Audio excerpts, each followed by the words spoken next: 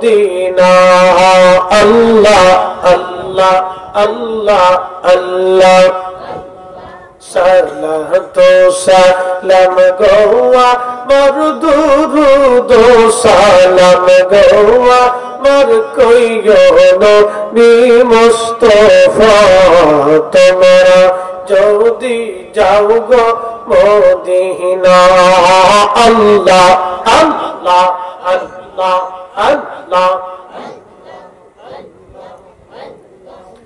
لا إله إلا الله محمد رسول الله صلى الله عليه وسلم মনিবের দরবারে অসংখ্য শুকরিয়া যিনি আমাদেরকে গুমুটিয়া জাবালে নূর নুরানি ইন্টারন্যাশনাল হাফিজিয়া মাদ্রাসা এতিমখানার ছাত্রদের পাগড়ি প্রদান উপলক্ষে তৃতীয় বার্ষিক সুন্নি মহাসম্মেলনে আল্লাহ আমাদের সবাইকে আসার এবং বসার তৌফিক দান করছেন। এই প্রচন্ড গরমে, সারাদিনের গরম শেষে মুক্ত বাতাসে সুন্দর পরিবেশে আল্লাহ আমাদেরকে আজকে একটু ব্যবস্থা করে দিলেন, আমরা বসতে পারলাম। এই জন্য মহান মালিক আল্লাহ সুবহানাহু ওয়া তাআলার আলিশান দরবারে আমরা একসাথে সকলে শুকরিয়া করে বলি আলহামদুলিল্লাহ। আজকের মুহতারাম সম্মানিত প্রতিষ্ঠাতা মরহুম হাফেজ মাওলানা ইউনুস আলী খান সাহেব, এই প্রতিষ্ঠানের প্রতিষ্ঠাতা সভাপতি জনাব আলহাজ লাল মিয়া খান মোবারকুল্লাহ সাহেব, সভারত্ন পীরজাদা আলহাজ সৈয়দ গিয়াসুল হুসেন ফারুক সাহেব, প্রধান অতিথি আলহাজ সৈয়দ জুবাইর কামাল পীর সাহেব, প্রধান মেহমান কাজী সৈয়দুল ইসলাম সাহেব, আজকে যিনি প্রধান আকর্ষণ বিশিষ্ট ইসলামিক চিন্তাবিদ হযরতুল আল্লামা মাওলানা পীর মুফতি মোহাম্মদ গিয়াসউদ্দিন তাহির সাহেব, প্রধান বক্তা হাফিজ নাসিরউদ্দিন হবিগঞ্জি, হাফিজ মাওলানা জহুরুল ইসলাম জাহিরি উপস্থিত আছেন। বিশিষ্ট ইসলামিক চিন্তাবিদ আল্লামা মুফতি জাকিউর রহমান সুন্নি আল কাদরি সাহেব, সম্মানিত প্রতিষ্ঠাতা পরিচালক জামিয়াতুল মদিনা মাদ্রাসা, সকল এলাকাবাসী, গণ্যমান্য ব্যক্তিবর্গ, মুরব্বান ইকরাম, কলিজার টুকরো যুবক ভাইয়েরা, পর্দানিশীল আমার সম্মানিত মা ও বোনেরা, মাইকের আওয়াজ বহুদূর পর্যন্ত যাচ্ছে, আমরা সময় কালক্ষেপণ না করি, আমাদের টাইম টু টাইম আমরা এসে গেছি। আমার বাদশা আমার পরে তাহিরি সাহেব ধরবেন। অতএব আপনারা যদি বাড়িতে বসে থাকেন, রাস্তাঘাটে ঘুরেন, সময় নষ্ট করে কোনো লাভ নাই। আমাদের সময়গুলি স্রোতের মতো, বাতাসের মতো ভেসে চলে যাচ্ছে, এই সময় আর কখনো ফিরে পাওয়া যাবে না। অতএব আমরা এসে বসে পড়ি, কথা ইনশাল্লাহ শুনি। আল্লাহ সকলকে তৌফিক দিন। বিশেষ করে আল্লাহর দরবার আরো শুকরিয়া করি, যিনি 1,24,000 নবী রাসূল, 313 জন রাসূল, প্রসিদ্ধ 4 জন রাসূল, সব রাসূল এবং নবীগণের যিনি সাইয়্যিদ, শিরোতাজ, কঠিন হাসরের মাঠের যিনি মাকামে মাহমুদওয়ালা, সুপারিশ করনেওয়ালা, কঠিন হাসরের মুসিবতের সাথে আমার পেয়ারা নবীর উম্মত হিসেবে আল্লাহ আপনাকে আমাকে মঞ্জুর করেছেন। এই জন্য আল্লাহর আলিশান দরবারে আমরা একসাথে সকলে আবারও শুকরিয়া করে বলি আলহামদুলিল্লাহ। আমি কোরআন শরীফ থেকে একটা আয়াত পড়েছি, যাহারাল ফাসাদ ফিল বাররি ওয়াল বাহর। আল্লাহ বলেন জলে এবং স্থলে বিপর্যয় ছড়িয়ে পড়ে, মুসিবত চলে আসে, জলে স্থলে বিপর্যয় ছড়িয়ে পড়ে। কারণ কি? এক কথাটা শোনো, কথা শোনো। জলে স্থলে আল্লাহ বিপর্যয় ছড়াই দেয়, মুসিবত ছড়িয়ে পড়ে। এই যে এখন আমাদের প্রচন্ড গরম, একবারে বেশি গরম, সহনীয় থেকে আরো বেশি, যে গরমটা হওয়ার কথা ছিল না, যেটা বেশি পরিমাণে পড়তেছে, এটা আরেকটু শীতল হওয়ার কথা ছিল, কিন্তু গরমটা বেশি কেন? অনেক জায়গায় বৃষ্টিপাতের কোনো আশঙ্কাই নেই। সিলেট অঞ্চলে কিছু কিছু অঞ্চলে বৃষ্টি হচ্ছে, উত্তর দক্ষিণে পর্যাপ্ত পরিমাণে, এমন পরিমাণে গরম যে মানুষের জনজীবন অতিষ্ঠ হয়ে যাচ্ছে। অনেকে প্রচন্ড গরমে হিট স্ট্রোক করতেছে, বলে হিট স্ট্রোক নতুন নতুন রোগ, বুঝতে পারছেন? যার জীবনে কোনদিন শুনে নেই হিট স্ট্রোক। বেশি গরমে স্ট্রোক করতেছে, গরু মরে যেতেছে। জীবনে কোনদিন শোনেন নাই যে গরু স্ট্রোক করে মারা যায়।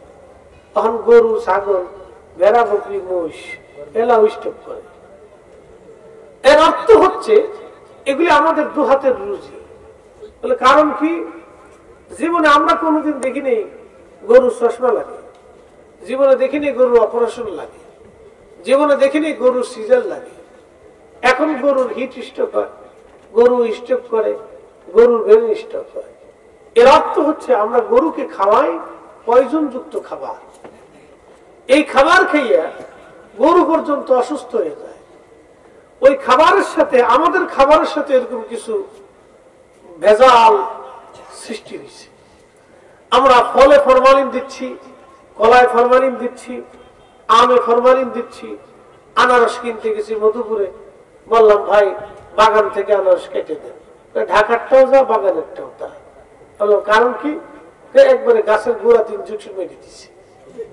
বুঝতে পারছেন? এইটা জহারাল ফাসাদ, এই যে বিপর্যয়, যার কারণে হচ্ছে কি আমাদের রক্তগুলি দূষিত হচ্ছে। কথা শুনতে হবে আজকে, আমাদের বোঝার দরকার। আমরা মানুষ যে কয়জন, ওই মাহফিল কিন্তু ছোট না। জান্নাতের বাগান কিন্তু মানুষ 10 জন হলো বেহেশতের বাগান, 10 লক্ষ হলো বেহেশতের বাগান। কথা কন নাকি? ঠিক কিনা? 10 জন হলো বেহেশতের বাগান, 10 লক্ষ হলো বেহেশতের বাগান। এটা জান্নাতের বাগান। এই যে বিপর্যয় আমাদের মাঝে আসতেছে, নানান রোগে মানুষ আক্রান্ত হয়ে যাচ্ছে। কারণটা কি? কিসের কারণে? এটা আমাদের আল্লাহ বলতেছেন বিমা কাসাবাত আইদিন নাস। এটা হচ্ছে আমাদের 2 হাতের রুজি।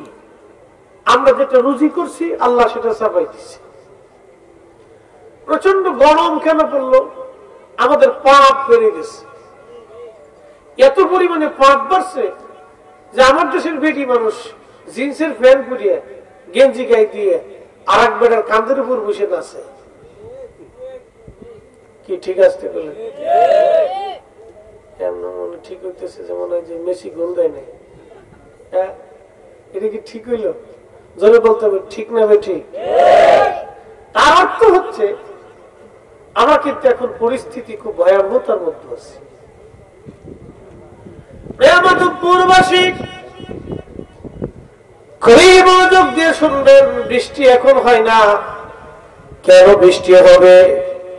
কেন গরম পড়া শুরু হয়ে গেল? এই যে আল্লাহ গরম দিলেন সারা বাংলাদেশে, কোটি কোটি এসিও যদি আপনি ফিট করে দেন, আল্লাহ 1টা ঘন্টা বাতাস দিয়ে, বৃষ্টি দিয়ে আমার সারা বাংলাদেশটাকে এমন ভাবে ঠান্ডা করে দিবে, কোটি কোটি এসি দিয়েও ঠান্ডা করা যেভাবে সম্ভব না। কথা বলেন ঠিক না বেঠে? এই গরম ভাব আমাদের ইশারায় চলে না, এটা আল্লাহর ইশারায় চললো। আল্লাহ বললেন يذيقهم بعد الذي عملوا لعلهم يرجعون।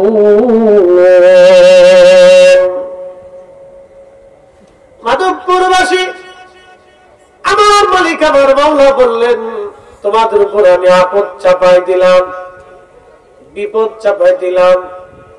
এই আমার দিকে তাকাবেন, যে কয়জন মানুষ হই, কথা শুনে যাওয়া দরকার। আমি বেহুদা কথা কখনো সময় নষ্ট করি না। কথা শুনবেন। একবার যদি কোনো ব্যক্তি স্ট্রোক করে তার জীবন লাইফ 50% বরবাদ হয়ে গেল। মনোযোগ দিয়ে শুনবেন, স্বাস্থ্য সচেতনতার দরকার। শুধু ওয়াজ শুনে গেলে হবে না। একটা লোক যদি একবার ব্রেন স্ট্রোক করে, তার জীবনের 80% শেষ হয়ে গেল, মাত্র 20% তার থাকে। সে সংসারে বোঝা হয়ে যায়, সন্তানদের কাছে বোঝা হয়ে যায়, স্ত্রী যদি থাকে তো বোঝা হয়ে যায়, স্ত্রী থেকে সে বিচ্ছিন্ন হতে থাকে। বাস্তবতা থেকে বলতেছি, শোনেন, একবার যদি কোনো ব্যক্তির ব্রেন স্ট্রোক হয়, তার জীবনের 80% শেষ হয়ে গেল। একবার যদি হার্ট স্ট্রোক হয়, তার জীবনের 50% চলে গেল। একবার যদি কারো ডায়াবেটিস হয়ে যায়, তার জীবনের 30% শেষ হয়ে গেল, মাত্র 70% তার থাকবে। এই যে রোগগুলি আল্লাহ নিজে চাপায় দেন নাই, এই রোগগুলি আমরা আমদানি করেছি, আমাদের দু হাতের রুজি। আমরা অন্যায় অপরাধ করার কারণে আল্লাহ এই ধরনের রোগগুলি আমাদের মধ্যে চাপায় দেন, বিপদগুলি আমাদের মাঝে চাপায় দেন। কয়েকদিন আগে ঢাকাতে একটা কনসার্ট হলো, পাকিস্তানি একজন শিল্পী ঢাকায় কনসার্টে আসলো। আমার দেশের জাহাঙ্গীরনগর, ঢাকা ইউনিভার্সিটি, জগন্নাথ বিশ্ববিদ্যালয়, পাবলিক ইউনিভার্সিটির মেয়েরা জিন্সের প্যান্ট পরে, গেঞ্জি গায়ে দিয়ে, পর পুরুষের হাত ধরে অন্য যুবকের কাঁধের উপরে চড়ে আমার দেশের মেয়েরা নাচতে লাগলো, ওই শিল্পীর সাথে গান গাইতে লাগলো। প্রকাশ্য বেহায়া, প্রকাশ্য বেহাপনা যে দেশে হয়, অবশ্যই সেই দেশে আল্লাহর গজব নাজিল হবে। কি কথা কর না কেন, ঠিক কিনা? এইগুলি কিয়ামতের আলামত। প্রকাশ্য জানা, প্রকাশ্য কথা কর না কেন, প্রকাশ্য। আপনাকে যদি বলি, যুবক, আপনার বোনকে আমার সাথে নাচতে দেন, দেবেন? আপনাকে যদি বলি, আপনার স্ত্রীকে আপনার এক বন্ধুর সাথে নাচতে দেন, দেবেন? আপনাকে যদি বলি, আপনার মেয়ের সাথে এক পুরুষকে জেনা করতে অনুমতি দেন, দেবেন? অবশ্যই। এক সাহাবী রাসূলের খেদমতে এসে বলল, হুজুর, যুবক এসে বলতেছি, ইয়া রাসূলুল্লাহ, আপনি অনুমতি দেন, আমি জেনা করতে চাই। হুজুর, আপনি অনুমতি দেন, আমি জেনা করব। আল্লাহর নবী ডাক দেয় বলেন, যুবক রে, তুমি তো জেনা করতে চাও, জেনা করার আগে আমাকে কয়েকটা প্রশ্নের জবাব তুমি দিয়ে যাও। যুবক বলল, হুজুর বলেন কি প্রশ্ন? আল্লাহর নবী বলেন, যুবক রে, বলো, তোমার মায়ের সঙ্গে কেউ জেনা করুক, তুমি কি অনুমতি দেবা?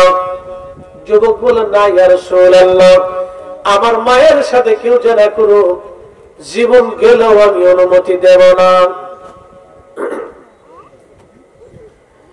নবী ডাক দিয়ে বলেন, আল্লাহর হাবিব ডাক দিয়ে বলেন, যুবক, তোমার বোনের সাথে, রক্তের বোনের সাথে, কলিজার টুকরো বোনের সাথে কেউ জেনা করুক, তুমি কি অনুমতি দেবা? যুবক বলল, না ইয়া রাসূলুল্লাহ, কোন মতেই হতে পারে না, আমি আমার নিজের বোনের সঙ্গে কেউ জেনা করুক, আমি অনুমতি দেব না। আল্লাহর নবী বললেন, যুবক, তাহলে আরেকটা প্রশ্নের জবাব দাও, তোমার স্ত্রীর সঙ্গে কেউ জেনা করুক, তুমি কি অনুমতি দেবা? যুবক বলল, না ইয়া রাসূলুল্লাহ, আমার বিবির সঙ্গে কেউ জেনা করুক, কখনোই আমি অনুমতি দেব না। আল্লাহর নবী বললেন, যুবক, তাহলে বলো, তোমার কলিজার টুকরো মেয়েটার সাথে কেউ যদি জেনা করুক, তুমি কি অনুমতি দেবা? যুবক ডাকতে বলে, না ইয়া রাসূলুল্লাহ, আমার কলিজার টুকরা মেয়ের সঙ্গে কেউ জেনা করুক, এটা অনুমতি আমি কখনোই দেব না। আল্লাহর নবী তখনই ডাকতে বলেন, যুবক রে, তাহলে তুমি জবাব দাও, তুমি কোন নারীর সঙ্গে জেনা করবা? তুমি তো আমার কাছে জেনার অনুমতির জন্য আসছো। যুবক, তাহলে আজকে বলে যাও, তুমি কোন নারীর সঙ্গে জেনা করতে চাও? সেই নারী কারো মা হবে, না হয় কারো বোন হবে, না হয় কারো স্ত্রী হবে, আর না হয় কারো কন্যা সন্তান, কলিজার টুকরা সন্তান হবে। তুমি বলো, তুমি কোন নারীর সঙ্গে জেনা করবা? আমার দেশের অনেক ছেলেরা নারীদেরকে উত্তপ্ত করে রাস্তাঘাটে, কলেজে, ইউনিভার্সিটিতে, মাদ্রাসায়, রাস্তাঘাটে, বিভিন্ন প্রতিষ্ঠানের সামনে, এবং কি তারা মার্কেটে, দোকানপাটে, রাস্তাঘাটে, বাজার ঘাটে আমার দেশের নারীদেরকে তারা ইফটিজিং করে, উত্তপ্ত করে, এই সমস্ত বহায়া ডাকাতের যুবকদেরকে জুতা দিয়ে বেরিয়ে সমাজ থেকে আলাদা করে দিতে হবে। কষ্ট হইতেছে? কথা বোঝা যায়? যাহা বলতেছি একবারে পারফেক্ট বুঝে যাবে। পৃথিবীতে বিপর্যয় কেন আছে জানেন? আপনি দেখেন তো, পৃথিবীর সবচেয়ে দামি শহরের নাম হচ্ছে দুবাই।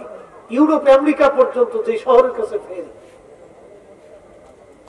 যার একটা হোটেলে একটা রাত কাটাইতে বাংলাদেশের 30 লক্ষ টাকা লাগে। আমাদের সারা জীবনের অনেকে রুটি রুজিটা, এক রাত্রে ঘুমাবে, আনন্দ ফুর্তি করবেন, 30 লক্ষ টাকা।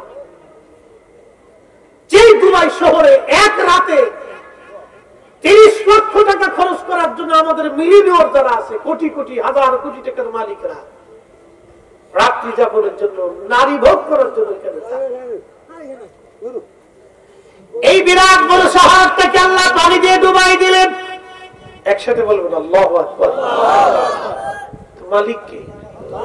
একসাথে বলেন, বলেন, বলেন কে? এই সর্বময় কর্তৃত্বের মালিক কে? বৃষ্টি দিয়ে আল্লাহ এমন ভাবে ডুবাই দিলেন যে দুবাই সরকারের কিচ্ছু করার নাই, নিরুপায় হয়ে গেল আল্লাহর কাছে। শুধু বৃষ্টি, বেশি কিছু দেন নাই, পাথর ফেলার নেই, খালি বৃষ্টি দিছে।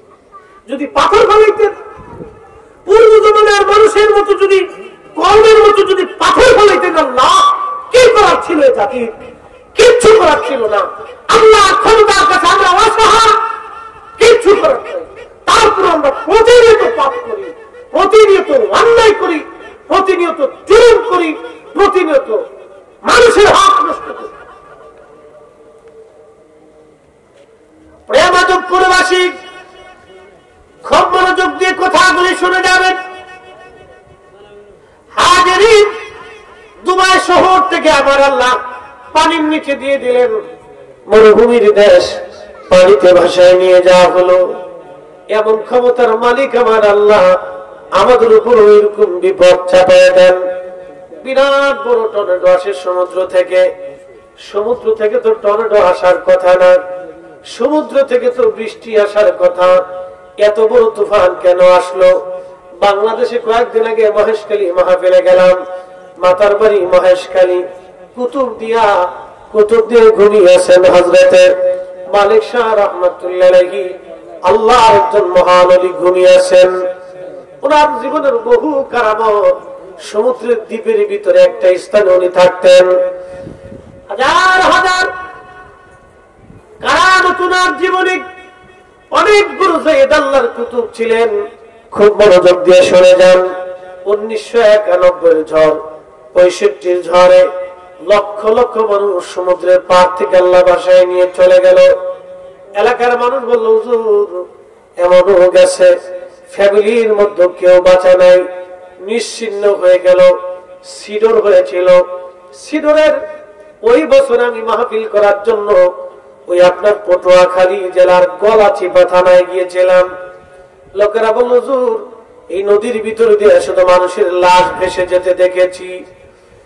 লাশের পর লাশ বেঁচে চলে গেছে নদীর মধ্যে, দাফন করার মতো সময় হয় নাই। কি বুঝলেন? আমার মালিক যদি ইচ্ছা করেন কোনো ব্যাপারই না। আপনাদের সিলেট অঞ্চল দিয়ে আল্লাহ পানি দিয়ে এমন ভাবে ডুবাই দিলেন, কয়েক বছর আগে দেখলেন এত পরিমাণে পানি আল্লাহ দিলেন যা আপনারা কখনোই হয়তো দেখেন নাই।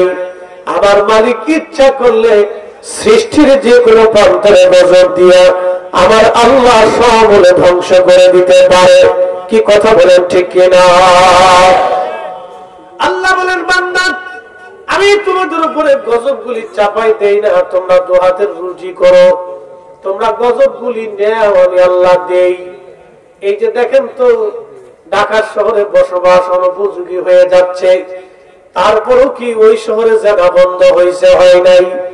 তারপরেও ওই শহরের পতিতালয় বন্ধ হয় নাই, তারপরেও বার হাউস মদের দোকান বন্ধ হয় নাই, তারপরেও নর্তকের নাচের আড্ডা বন্ধ হয় নাই। কারা আছে, কারা নাচ দেখে, কারা নাচের আয়োজন করে, কারা ওইগুলি দেখে, এগুলি হিসাব করলে আপনার শরীরগুলি হিম হয়ে আসবে। তার মানে আমরা আগামীর জন্য আমাদের যুবক যুবতীরা, আগামীর যুবক যুবতীগুলি ভয়াবহ ফিতনার ভিতরে পড়ে গেছে, খুবই ভয়াবহ। কয়েকদিন আগে একটা ছেলে আমাকে ফোন দিল টাঙ্গাইল থেকে, বলতেছে হুজুর আমি ট্রান্সজেন্ডার ছিলাম। আমার দিকে তাকান, আমার দিকে তাকান বাবা, ট্রান্সজেন্ডার, আমার দিকে তাকান বাবা, কথা না বলেন। ট্রান্সজেন্ডার, ট্রান্সজেন্ডার বুঝছে যদি ইংরেজি শব্দ, বাংলায় বলে সমকামিতা। সমকামিতা বুঝছেন, পুরুষে পুরুষে বলৎকার করে, নাউজুবিল্লাহ মিন যালিক, যা কুত্তাও কোনোদিন চিন্তা করে না। কথা বুঝেন না মনে হয়? কুত্তায় কোনোদিন দেখছেন পুরুষ কুত্তায় অকাম করতে দেখছেন? জীবনে দেখেন না, যেটা মানুষে করে। নারী নারী সমকামিতা করে, এগুলো সারা পৃথিবীতে সমকামিতার সংগঠন আছে, এগুলো ট্রান্সজেন্ডার করে। আমাকে ছেলেটা বলতেছে হুজুর আমি ট্রান্সজেন্ডারের সদস্য ছিলাম, আপনার ওয়াজ শুনতে শুনতে আমি জীবন পরিবর্তন করছি। আল্লাহর কসম করে বলতেছি, প্রত্যেকটা রাত আপনার ওয়াজ শুনছি, প্রত্যেক রাত্রে ওয়াজ শুনতে শুনতে আমি ট্রান্সজেন্ডার ছিলাম, সমকামিতার সদস্য ছিলাম, আমি বিয়ে করছি, আমার একটা সন্তান হয়েছে। প্রত্যেক রাত আপনার ওয়াজ শুনতে শুনতে আমার জীবন পরিবর্তন হয়েছে। হুজুর আমি সদস্য থেকে ফিরে আসছি, আল্লাহ আমাকে জাহান্নাম থেকে ফিরিয়ে আনছে। একসাথে বলবেন আল্লাহু আকবার। হেদায়েতের মালিক আমরা, কথা বলেন না কেন? হেদায়েতের মালিক কে? কে মালিক? কে? আল্লাহ, মালিক আল্লাহ। অনেকে বলে এত মাহফিল দিয়ে হবে কি? আবার আরেক দল আছে আমাদের দেশে, মিলাদ বন্ধ করে দাও, মিলাদুন নবীর মাহফিল বেদাত, দুয়া বেদাত, ইসালে সুয়াদ বেদাত, ফাতিহা বেদাত, এই বেদাত বেদাত করে খালি বন্ধ করার চিন্তা করতেছে। শোনেন আপনাদের কাছে একটা পরিসংখ্যান দিয়ে যায়, যারা এই বন্ধ করে দেওয়ার জন্য খালি বন্ধ করে দাও বন্ধ করে দাও আজকে বুঝায়, সারা বাংলাদেশে অনেক পীর মাশায়েখ আছে না ভাই? কোন পীর মাশায়েখ কি কয় আপনারা সুদ খান? কথা বল না কেন? যে পীরে ঘুষ খাইতে সুদ খাইতে কয় এটা কি পীর? ও তো শয়তান। কথা বল না কেন? ঠিক কি না? কোন পীরে কি কয় তুমি নামাজ পড়ো না?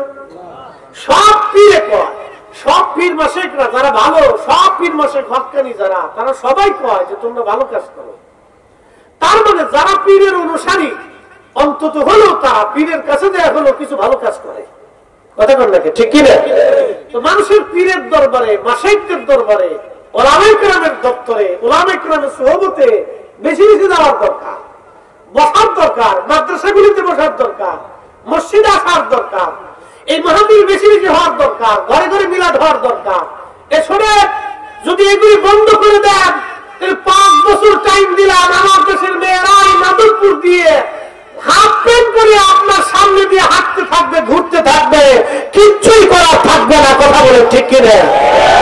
এই জন্য ঘরে ঘরে নবীর মিলাদ দরকার, ঘরে ঘরে কোরআন তেলাওয়াত দরকার, ঘরে ঘরে দুআ ইসালে সওয়াব মাহফিল দরকার। যারা বন্ধ করতে বেদাতের ফতোয়া দিয়ে বন্ধ করতে চায়, এই সবকটা হলো শয়তানের দালাল।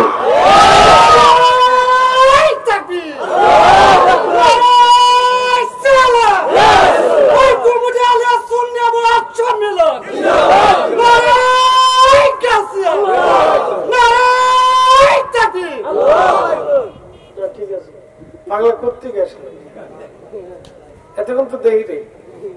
ঠিক আছে, আমার বল না, বুঝে যাবে। এই যে বন্ধ করতে, খালি বন্ধ করে দাও, বন্ধ করে লাভ হয়েছে কার? শয়তানের। শয়তানের লাভ হয়েছে। তাহলে বলেন মিলাদুন নবীর মাহফিল চলবে? আসতে বলুন, জোরে বলুন, চলবে? একসাথে বলুন, চলবে? ঘরে ঘরে মিলাদ চলবে? কোরআন খতম চলবে? দোয়া দুরূদ চলবে? এইগুলো আমাদের সন্তানদেরকে শিখাইতে হবে, না হলে আগামী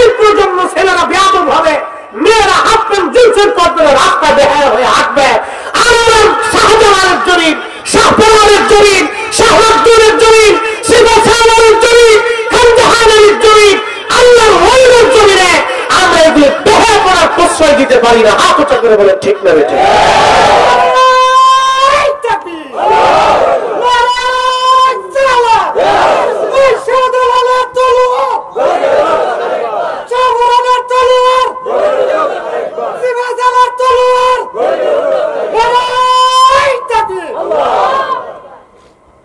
এগুলি আমাদের দেশে ভয়াবহতা সৃষ্টি হচ্ছে। আপনি যদি মাধবপুর স্টেডিয়ামে কনসার্ট দেন, দেখবেন হাজার হাজার যুবতী কনসার্ট শোনার জন্য গেছে। এগুলি আসলো করতে ফিরাইতে পারবেন? আপনি দেন একটা দিয়ে দেখেন যে কত যুবতী আসে, খালি দিয়ে দেখেন। সাইটে বুঝে জিন্সের ফ্যান পরে গেঞ্জি গায়ে দিয়ে আইটে সেটে মাথার ভিতরে বেজ লাগে, কতগুলি আসে খালি দেখে। কোথার থেকে আসে? আসবে। এর অর্থ হচ্ছে আমরা ডিমোশনের দিকে যাচ্ছি। এটা আমাদের দু হাতের রুজি হচ্ছে। যত দিন যাবে আমাদের পরবর্তী নেক্সট জেনারেশন ভয়াবহতার দিকে চলে যাচ্ছে। মাধবপুরবাসী মনোযোগ দেন। কঠিন ভয়াবহতার দিকে আমরা ফিরে চলে যাচ্ছি। এই জন্য আমার মালিক মাঝে মধ্যে গজব গুলি চাপাই দিবি। অতিবৃষ্টি আর অনাবৃষ্টি, ফসল নষ্ট হয়ে যাবে, ফসলের কমতি হয়ে যাবে, খাবারে বরকত হবে না, ফলের মধ্যে বরকত হবে না, নিত্য নতুন রোগগুলি আল্লাহ চাপাই দিবে। নানান ধরনের কঠিন এবং জটিল রোগ মানুষের দেহের মধ্যে প্রবেশ করবে। ওই রোগগুলি নিয়ে দীর্ঘদিন পর্যন্ত ধুকে ধুকে ধুকে ধুকে সে মারা যাবে। এরকম নিত্য নতুন গজব আল্লাহ চাপাই দিবেন। বন্ধু আমার, ভয়াবহ তো কতই মারাত্মক। এইভাবে আল্লাহ রাসূল সাহাবীকে বললেন, সাহাবী তাহলে বলো তুমি কোন নারীর সঙ্গে জিনা করতে চাও? অথচ সেই নারীটা কারো মা হবে, সেই নারীটা কারো বোন হবে, সেই নারীটা কারো মেয়ে হবে, সেই নারীটা কারো স্ত্রী হবে। আল্লাহ নবীর এই সাহাবী যুবক রাসূল কারীমের কদম মোবারকে পড়ে গেলেন, ইয়া রাসূলুল্লাহ আমার ভুল হয়ে গেছে, নবীজি ক্ষমা করে দেন, তওবা করলাম, জীবনে আর কোনদিন অন্তর দিয়ে জিনার লিপ্সা আর কোনদিন করব না। চিৎকার করে জোরে বলেন আল্লাহু আকবার। আল্লাহুম্মা সাল্লি আলা সাইয়্যিদিনা মাওলানা মুহাম্মদ আলি সাইয়্যিদিনা।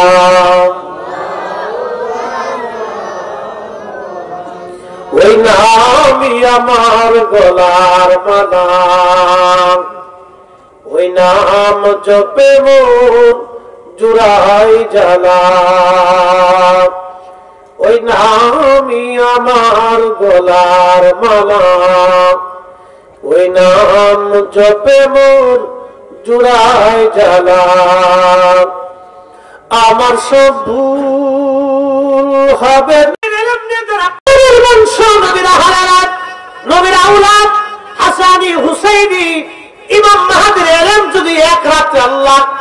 দুনিয়ার সমস্ত এলেম যদি তার কালবের মধ্যে ঢুকায় দেয়, তাহলে বলেন যে নসলে যার রক্ত দ্বারা ইমাম মেহেদীর কিন্তু নিজস্ব কোনো মূল্য নাই। যদি নবীর রক্ত না হতো, কি কথা কর না কেন, আমার রসুলের নসল না হলে ওনার কোনো মূল্য ছিল না। রসুল্লাহর বংশ হওয়ার কারণে ওনার ইজ্জত আল্লাহ বাড়াই দিলেন। আমার রসুলের গোলামীর জন্য আল্লাহ ওনার ইজ্জত বাড়াই দিলেন। এত বড় সম্মান আল্লাহ তারা দিবেন। নবীর কারণে যদি ইমাম মেহেদীর সম্মান এত হয়, তাহলে আপনারা বলেন তোমার রসুলের বিষয়টা কত সেনসিটিভ হবে। যারা হুজুরের এলেম নিয়ে আজকে প্রশ্ন তুলে ছোট আর খাটো করে দেখতে চায়, এই সব কয়টাই শয়তানের দালাল। সন্দেহ? ওই নামই আমার গলার মালা, ওই নাম জপে মন জুড়ায় জ্বালা। আমার সব ভুল হবে না পেলে ওই, আমার সব ভুল হবে না পেলে ওই চরণ তলে ঠাই। ওই নামের মাঝে কি যেন এক শান্তি খুঁজে পাই। হযরত ইমাম মাহদী বাইতুল্লাহ শরীফে অপেক্ষা করবেন। ঈসা আলাইহিস সালাতু ওয়াস সালাম সুদূর শাম থেকে বাইতুল আকসা থেকে সরাসরি বাইতুল্লাহ এসে চলে আসবেন। ইমাম মাহদী আলাইহিস সালাম বলবেন, হুজুর আজকে আপনি ইমামতি করেন, নামাজ পড়ান।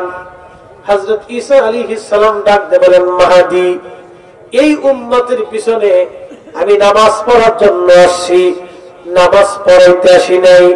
আজকে আপনি নামাজ পড়াবেন। আমি ঈসা যদিও নবী ছিলাম, কিন্তু আখিরি নবীর উম্মতে দুনিয়াতে আসছি। মাহদী আপনি নিজে নামাজ পড়ান, আজকে আমি ঈসা রূহুল্লাহ আপনার পিছনে নামাজ আদায় করব। চিৎকার করে জোরে বলেন আল্লাহু আকবার। তেলের গাড়ি তেলে চলি, হাওয়ার গাড়ি হাওয়ায় উড়ে, বিনা তেলে চালায় গাড়ি নবী সুলাইমান। আমরা সেই মুসলমান, আমরা সেই মুসলমান। এই নবীর উম্মতের এত দাম। হযরত ঈসা রূহুল্লাহ আলাইহিস সালামের মতো জলিল কদর রাসূল এবং নবী এই উম্মত হয়ে আসার পরেও তিনি হযরত ইমাম মাহদী আলাইহিস সালামের পিছনে নামাজ আদায় করবে। এই জন্য কোরআন কর্তৃক আল্লাহ আমাদের সম্মান দিয়ে দিয়ে আল্লাহ বলেন, কুনতুম খায়রা উম্মাতিন উখরিজাত লিন-নাসি তা'মুরুনা বিল মা'রুফি ওয়া তানহাউনা আনিল মুনকার। আল্লাহ বললেন, ও আমার আখির নবীর উম্মতেরা, আমার হাবিবের উম্মতেরা, তোমরা শুনে নাও, সর্বশ্রেষ্ঠ জাতি তোমাদেরকে বানাইলাম আদম সফিউল্লাহ থেকে ঈসা রূহুল্লাহ আলাইহিস সালাতু ওয়াস সালাম পর্যন্ত যত নবী রাসূল গত হয়ে গেল, সবার উম্মত থেকে তোমাদের শ্রেষ্ঠত্ব দিলাম, মর্যাদা দিলাম। ওই নবীর কারণে আমাদের আল্লাহ এত বড় মর্যাদা দিলেন, ওই রাসূলের কারণে আল্লাহ এত বড় দাম আল্লাহ আমাদেরকে দিলেন। সিন্নি খাইলাম, মোল্লা চিনলাম না, রাসূলের কারণে এত মর্যাদা আল্লাহ আমাদেরকে দিলেন। বড় আফসোস হলো সত্য, নবী চিনতে পারলাম না। আমরা এমন উম্মত হইছি এখনো মসজিদের জুতা চুরি করি, আমরা এমন উম্মত হইছি এখনো জমিনের আইল নিয়ে ঠেলাঠেলি করি, আমরা এমন উম্মত হইছি বিয়ে বাড়ির খাওয়া নিয়ে মারামারি করি, আমরা এমন উম্মত হয়েছি আল্লাহ এখনো সুদের কারবারি করি, আমরা এমন উম্মত হয়েছি হসপিটালে গেলে এখনো ঘুষ দেওয়া লাগে, বিভিন্ন জায়গায় গেলে এখনো পয়সা দেওয়া লাগে। আমরা এমন উম্মত হয়েছি হারাম না খেয়ে আমাদের পেটের ভাত হজম হয় না, মিথ্যা না বললে আমাদের ঘুম হয় না। আমরা এমন উম্মত হয়েছি উম্মতের কিছু করতে পারি নাই, উম্মত উম্মতের মতো হতে হবে। কথা বলেন ঠিক কিনা? ঈসা আলাইহিস সালামের পিছনে ইমাম মাহদী আলাইহিস সালাতু ওয়াস সালামের পিছনে ঈসা আলাইহিস সালাম ইক্তেদা করবেন। তিনি হজ করবেন। হজ শেষ করার পরে আল্লামা ইমাম হাকিম মুস্তাদরিক হাকিম সহিহাইনের ভিতরে তিনি বিশুদ্ধ সনদে হযরত ইমাম বুখারী মুসলিমের শর্ত অনুযায়ী হাদিসকে সহিহ বলেছেন। ইমাম যাহাবী রাহমাতুল্লাহি আলাইহি তিনি রুয়াত তালখিসের ভিতরে হাদিসকে সহিহ বলেছেন। আল্লাহর নবী বললেন, ঈসা রূহুল্লাহ মক্কাতুল মুকাররমায় হজ শেষ করার পরে তিনি সরাসরি আমি নবী রওজা মুবারকে আসবে, এসে আমি নবীকে সালাম দিবে, আর আমি রাসূল তার সালামের জবাব দিয়ে দিব। জোরে বলা যাবে আল্লাহু আকবার। প্রিয় নবীজি রওজা শরীফ থেকে সালামের জবাব দিবে, লক্ষ লক্ষ মুসলমান সেই দিন সালামের জবাব শুনবে। আমার রাসূল রওজা মুবারক থেকে সালাম দিবে, অথচ দুর্ভাগ্য হতভাগ্য উম্মত আমার দেশে একদল যারা 8 টাকার তারাবি বানাইলো, ওরা দেখেন ওই সৌদি পন্থী আর ওই কি বলে মধ্যপ্রাচ্য পন্থী দেখবেন। শুধু তাই না, ওরা ইসরায়েলের বিরুদ্ধে কোনো কথা বলে না।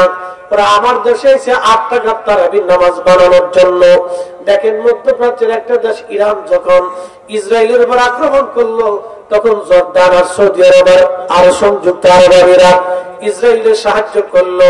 তার মানে 75 বছর ধরে লক্ষ লক্ষ ফিলিস্তিনিদের রক্তের সাথে ওরা বেঈমানি করেছে। ওদের দেশের মৌলবীরা আমাদের দেশে এসে 8 টাকার তারাবি বানাইতে চায়। শাহজালালের দেশে, শাহপরানের দেশে, 307 দেশে আমরা সুন্নি মুসলমান থাকতে কখনোই মানব না। কথা বলে ঠিক কিনা? ফিলিস্তিনের মুসলমানের রক্তের সাথে ফিলিস্তিনের শহীদদের রক্তের সাথে গাদ্দারি করেছে।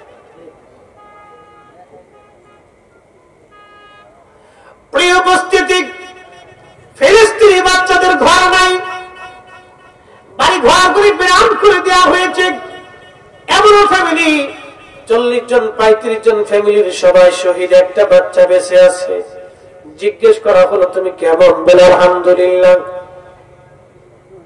বলে তোমার কি ডর হয় না? বলে হাসবুনাল্লাহু ওয়া নি'মাল ওয়াকিল, নি'মাল মাওলা ওয়া নি'মান নাসির। চিন্তা করেন, আমার দেশের ছেলেরা যখন সিনেমার গান গায়, তখন ফিলিস্তিনের বাচ্চারা হাসবুনাল্লাহু ওয়া নি'মাল ওয়াকিল বলে সাংবাদিকদের জবাব দিয়ে দেয়।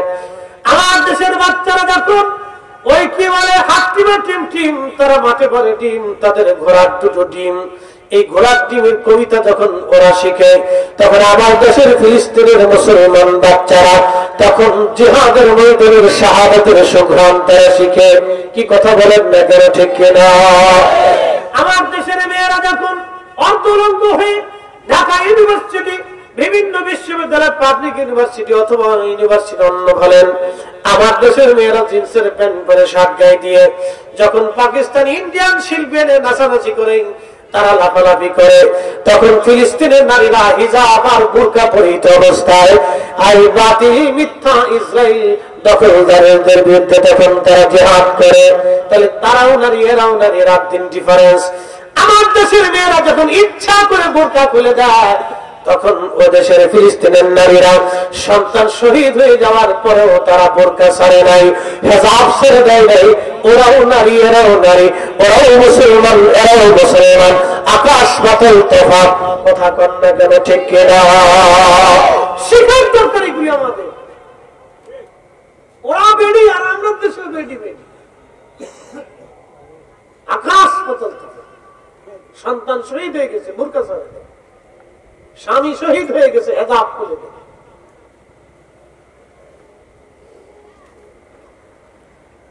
প্রেমাদপুরবাসী, এজন্য ওই জমিন আল্লাহ ঈসা আলাইহিস সালামকে আকাশ থেকে নামাবে। একসাথে বলবেন আল্লাহু আকবার। জমিনটা আল্লাহর মকবুল কেন বুঝে দিতে হবে। ওই জমিনে ঈসা আলাইহিস সালাম আল্লাহ থেকে আসমান থেকে দুনিয়াতে নামাবেন, সেই জমিন, ওই জমিনে 70,000 নবী রাসূলগণ বিচরণ করেছেন বাইতুল আকসাকে কেন্দ্র করে। ওই জমিনে মিল্লাতের বাবা ইব্রাহিম, সাইয়্যিদুনা ইব্রাহিম আলাইহিস সালাম ঘুমিয়ে আছেন। ওই জমিনে হযরত আম্মা জান সারা হাজরার মতো মহিয়সী নারীরা ঘুমিয়ে গেছেন। তাদের রক্তধারা এখনো সেই মানুষদের মধ্যে প্রবাহিত আছে, যার কারণে তারা মিথ্যার কাছে মাথা নত করে নাই। ফিলিস্তিনের একটা বাচ্চার উত্তর শুনলে আপনার মাথা নষ্ট হয়ে যাবে। কালকে ভিডিওতে দেখলাম একটা যুবক হাসতেছে। বলে হাসেন কেন? বলে এই খুশিতে হাসি, আমার ফ্যামিলির ভিতরে আমি ছাড়া আর কেউ বেঁচে নেই, সবাই আল্লাহ রাস্তায় শহীদ হয়ে গেছে, তারা জান্নাতে চলে গেছে, এই জন্য আমি খুশিতে আসতেছি। চিৎকার করে একসাথে বলেন না ইয়া রাসূলুল্লাহ।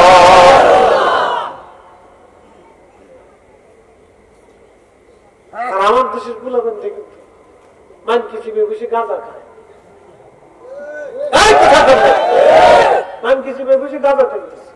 উঠে যুবক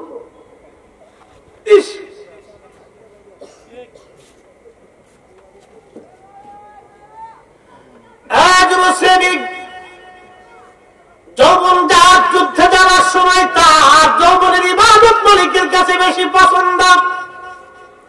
সময় মতো যদি কাজ হাসিল করতে না পারেন আকাশের দিকে তাকায় দেখেন কোন কিনারা খুঁজে পাবেন না। আফালাম ইয়ানজুরু ইলাস সামাই ফাওকাহুম কাইফা বানাইনাহা। আল্লাহর কোরআন বলতেছে হাবিব উম্মতকে বলেন আকাশের দিকে তাকাইতে, আকাশের দিকে তাকাইতে বলেন উম্মতকে আমি মালিক এটাকে কেমন করে সমন্বয় করলাম।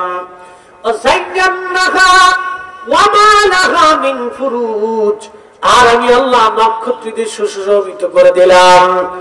দেখতে বলেন আকাশের দিকে তাকাইতে বলেন। ওই মহা আকাশের মালিক যিনি, আবার আমরা সেই মালিকের কাছে ফিরে চলে যাব। ও নাস্তিকবাদী যারা আছে তারা বলে যে খোদা দেখি না সেই খোদা মানি না। নাস্তিকদের যুক্তি খুব সূক্ষ্ম এবং খুবই মারাত্মক। আমার দেশের বহু যুবক আজকে নাস্তিক হয়ে গেছে। আপনি কল্পনা করতে পারবেন আমার দেশের ছেলেরা মেয়েরা সমকামী সদস্য হয়ে যাচ্ছে। কত পয়সা পিচাস আন্দা গান্দা পাচা কাজ যা সমাজে না চলে, রাষ্ট্রে না চলে, ব্যক্তিগত পর্যায়ে না চলে, এর চেয়ে পিছাসি কাজ না পাকি কাজ পৃথিবীতে কি হতে পারে যা কুত্তা বিলাই শিয়াল হাঁস মুরগি গরু ছাগল পর্যন্ত কল্পনা করে না। এগুলি হচ্ছে, এগুলোর জন্য কোটি কোটি ডলার বিদেশ থেকে আসে। কিন্তু দুঃখের বিষয় হলো সত্য আমার দেশের বহু মা টাকা অভাবে ওষুধ কিনতে পারে না, বহু বাবা টাকার জন্য সন্তানকে ভালো চিকিৎসা দিতে পারে না, বহু সন্তান টাকার জন্য বাবাকে ভালো ডাক্তার দেখাইতে পারে না। দুঃখে ঢুকে বাবা মরে যাচ্ছে। অথচ ট্রান্সজেন্ডার সমকামিতা এই হাবি দাবি এই সমস্ত বেহায়াপনা প্রতিষ্ঠিত করার জন্য আমার দেশের কোটি কোটি ডলার নষ্ট হচ্ছে, কিন্তু অসুস্থ ব্যক্তির সেবা চিকিৎসার জন্য কোন ডলার ব্যয় হচ্ছে না। এই সব ইহুদিদের কারসাজি। কথা বলেন ঠিক না বেঠে? সতর্ক যদি না হন তা আগামীতে প্রস্তুত দিন এমনি যাবে। আমাদের যার যার অবস্থান থেকে তাকে সতর্ক হতে হবে। বলেন তো একটা ছেলে প্রত্যেকদিন যদি গাঁজা খায়, নেশা করে, বাবা খায়, তো খাই কি করে? পারমাণবিক বিজ্ঞানী হবে, বড় ডক্টর হবে? তোর জীবনটা কি হইল? তেজপাতা, তেজপাতা তো কাজে লাগে। কি কথা কর দেখা, তেজপাতা কি কাজে লাগে না? এটা বিরাট কাজে লাগে। যাদের কাশির ব্যারাম আছে তেজপাতারে আগুন ছিপাইয়া বিড়ির সিস্টেম বানায়, বিড়ি খেতে বলতেছি না, সাবধান, বিড়ির সিস্টেম বানায়, এটার ভিতরে আগুন লাগে, টাইনে ধোয়া যদি বুকের ভিতরে দিতে পারে তাহলে কিছুটা উপকার হয়। বুঝতে পারছেন? এটা একটা চিকিৎসা পদ্ধতি, উপকার হয়। তো তেজপাতাও তো কাজে লাগে। তো যে ছেলে নেশা করে ওর জীবনটা তো বরবাদ, ওর কিচ্ছু নেই। ও দুনিয়াও হারিয়েছে, আখিরাত হারিয়েছে। ও দুনিয়াও নাই, আখিরাত নাই। ও দুনিয়াও নাই, ওর আখিরাত নাই। ওই অবস্থায় যদি মারা যায় তো হারাম খাইতে গিয়ে মারা যাবে। শুয়োরের পায়খানা, কুত্তার পায়খানা খেয়ে মরলে যা হবে, ওই নেশা করে মরলে তা হবে। কি কথা বলেন না কেন? কুত্তার বিষ্ঠা চিনেননি আপনারা? কুত্তার বিষ্ঠা, কুত্তা খাওয়ার পরে যেটা বমি করে ফেলে যেটাকে বলে বিষ্ঠা, এটা যেমন পচা, গান্ধা, নাপাক, নেশাদর বৈরুকুল নাপাক। এই কুত্তার বিষ্ঠা শরীরে গেলে যেমন শরীরের রক্ত নষ্ট হবে, গোশত নাপাক হয়ে যাবে, পুরা শরীরের ভিতরটা পয়জন হয়ে যাবে, ওই নেশা দ্রব্য শরীর ঢুকলে এরকম শরীর পয়জন হয়ে যায়। আল্লাহ হাবিব বলেছেন এই শরীর কখনো বেহেশতে যাওয়া তো দূরের কথা, ঘ্রাণ পর্যন্ত পাবে না। অথচ 500 বছরের দূরত্ব থেকে জান্নাতের ঘ্রাণ পাওয়া যাবে। একসাথে বলা যাবে আল্লাহু আকবার। যুবকদেরকে বলবো সাবধান, কোন বন্ধু যদি আপনাকে নেশার দিকে নিতে চায় তাহলে বুঝবেন পৃথিবীতে সবচেয়ে বড় দুশমন এটা। কোন বন্ধু যদি আপনাকে নেশার দিকে নিতে চায়, আপনি সারা জীবন এটা পরিসংখ্যান মনে রাখবেন। জীবন ছেলে খেলা না, এটা একটা জীবন। জীবন আল্লাহ প্রদত্ত জিনিস, এটা আল্লাহ আপনাকে দিয়েছেন। জানেন আল্লাহ কত সুন্দর করে আপনাকে মায়ের কোলে বানিয়েছেন, রেহেমের ভিতরে কত যত্ন করে আল্লাহ বানাইছেন। জানেন আপনি কত যত্ন করেছেন আল্লাহ? একটু পানি থেকে রাব বলেছেন খালকাল ইনসানি মিন তুরাব, আমি মানুষের সৃষ্টির সূচনা করছি মাটি থেকে। এরপরে আল্লাহ বলছেন সুম্মা জাআলা নাসলাহু, আমি তার নসলকে বংশকে বৃদ্ধি করেছি মিন সুলালাতিন মিন মাইন মাহিন, পুরুষের নির্গত পানি, মায়ের নির্গত পানি মায়ের বক্ষ থেকে আসে, বাবা পৃষ্ঠদেশ থেকে একত্রিত হয়ে মায়ের রেহেমের ভিতরে বিকরারিন মাকিন, আল্লাহ বলছেন এক নিরাপদ আধারে মায়ের রেহেমের ভিতরে আল্লাহ এটাকে যত্ন করতে লাগলেন। 40 দিন পর্যন্ত ওই পানিটা আল্লাহ মায়ের রেহেমের ভিতরে রিফাইন করতে লাগলেন। একসাথে বলা যাবে আল্লাহু আকবার।